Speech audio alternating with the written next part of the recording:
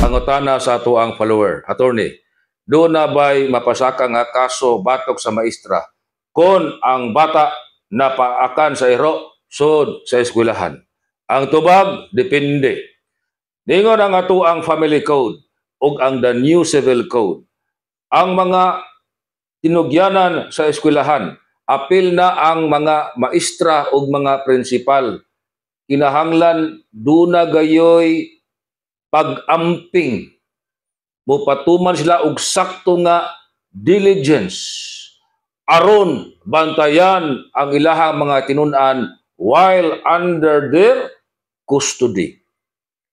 Kung ang maestra walay custody sa bata, kay dito siya sa lahi nga classroom, unya dili niya under ang bata, wa gitay tulubagon ang maestra na kadi man niya custody ang bata, pero may tulubagon ang principal kay siya man maoy nagsilbing head sa eskwelahan. Oh, now og ang maestra